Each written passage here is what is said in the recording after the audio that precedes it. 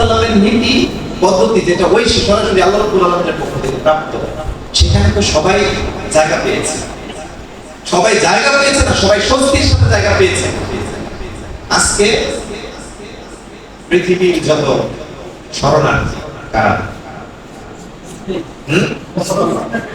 আপনি বুঝে দেখেন তো, শরণার্থী অমুসলিম, খ্রিস্টান, ইহুদি, বিশ্বে কোথাও খুঁজে তন্ন করে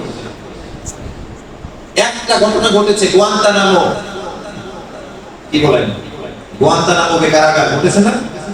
সে একটা কারাগারকে পৃথিবী থেকে নিশ্চিহ্ন করে দেওয়ার জন্য সকল মানুষ একসাথে হয়েছে। কিন্তু আজকে লক্ষ লক্ষ মানুষ যে দুনিয়াতে হাহাকার করছে কারাগারের মধ্যে, সেটা নিয়ে কারো কোনো প্ল্যান আছে, প্রোগ্রাম আছে? আমাদের পক্ষ থেকে আমরা সংসদ দাবি উত্থাপন করেছি যে এই কি বলে এটাকে, রোহিঙ্গা মুসলিম, তাদের জন্য যে কারাগারটা, এই কারাগার থেকে তাদেরকে মুক্তি দেওয়া পর তাদের স্ব আবাসস্থলে স্থাপন করা, প্রেরণ করা হচ্ছে। সেজন্য বাংলাদেশের ভূমিকা কি, এগুলো আমরা জানতে চাই। সরাসরি প্রশ্ন করে নোটিশ দিয়ে আমরা সংসদে এই কথা বলেছি। এই কথাগুলো আজকে কেন বলছি? আমাদের হৃদয় যে বিরাট, বিপুল, ব্যাপক, এই কথাগুলো মানুষের সামনে উপস্থাপন করতে হবে। ইসলাম সংকীর্ণ, এটা বলা হয় আজকে। ইসলাম শুধু মাদ্রাসার মধ্যে, মসজিদের মধ্যে, হ্যাঁ বলবেন যে হ্যাঁ মাদ্রাসার মধ্যে, মসজিদের মধ্যে, কারণ এখানে আসলে মানুষ প্রকৃত শান্তি, সুখ, সমৃদ্ধিটা পাবে, আর কোথাও পাবে না। কি বলেন আপনারা? মসজিদটা হলো জায়গা ছোট, কিন্তু এর ব্যাপকতা গোটা সমাজ ব্যাপী। এইরকম করে আমাদেরকে সমাজে দাওয়াতের কার্যক্রম পরিচালনা, মসজিদের আওতায় আসলে কেউ ফিরে যাবে না। তিনি তার আত্মার খোরাক, দুনিয়ার সমৃদ্ধি সবকিছু এখান থেকে নিয়ে যাবে। আল্লাহ যেমন ভাবে বলেছেন ঠিক সবকিছু যদি পেতে হয় তাহলে তাকে মসজিদে আসতে হবে, তাকে মাদ্রাসায় আসতে হবে, কোথাও পাবে না। এই সংমিশ্রণ, একই সাথে ইসলাম, একই সাথে জাহিলিয়া, এই উভয়ের চর্চা যেখানে যেখানে হচ্ছে সেখানে গিয়ে শান্তি খুঁজলে হবে না। আর শান্তির যত পলিসি প্রোগ্রামই করা হবে না কেন, সেগুলো এই সমাজে বাস্তবায়ন করা সম্ভব হবে না। এই জন্য আমি আপনাদের উদ্দেশ্যে আমি বলবো যে আপনারা এখানে যারা এসেছেন, চেহারা দেখে আমার মনে হচ্ছে যে আপনারা সবাই আগামী দিনে অনেক বড় বড় দায়িত্ব ভূমিকা পালন করবেন ইনশাআল্লাহ। আমাদের ব্যাপারে যে সংকীর্ণ ধারণাগুলো সমাজে প্রতিষ্ঠা করার উদ্যোগগুলো আছে, এই সব কিছুকে গায়ে না মারিয়ে আরো বৃহৎ পরিসরে আমরা যেন যেতে পারি, সেই উদ্যোগগুলো আমাদের রাখা লাগবে। আজকে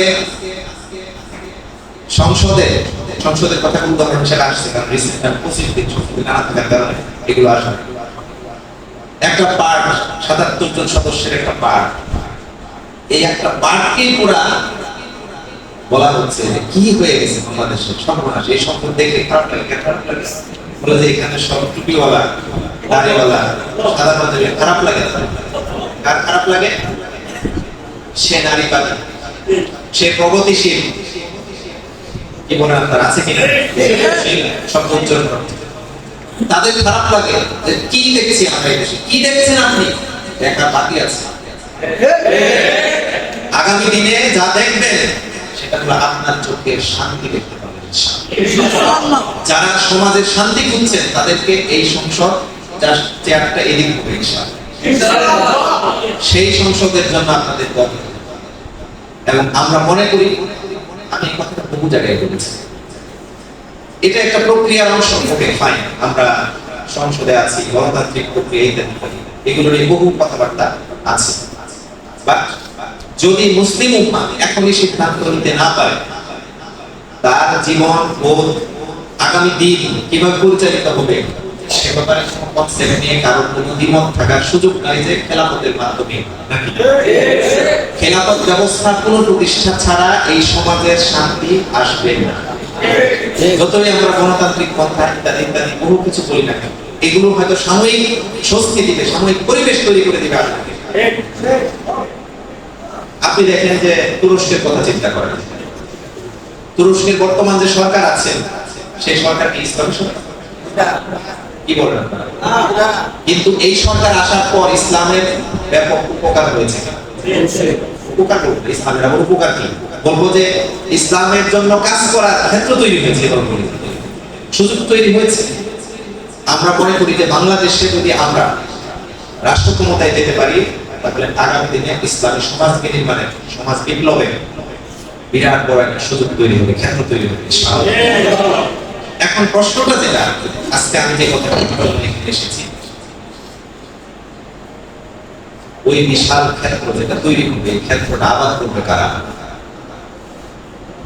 আজকে আপনি ইউন অফিসে যান, ভূমি অফিসে যান, ইউনিয়ন পরিষদে যান, কয়েকটা চোখে পড়ে বলে আমাদের নাকি এরকম কয়েকটা চোখে পড়ে থানা, বিপিএসপি, যেগুলোর সাথে আমরা বেশি পরিচিত, গ্রেপ্তার বিগত সময়ে হয়েছে। 42টা বিভাগ আছে, সরকারের 42টা বিভাগ আছে এবং আমাদের এখানে সদর হওয়ার কারণে 42 জীবনে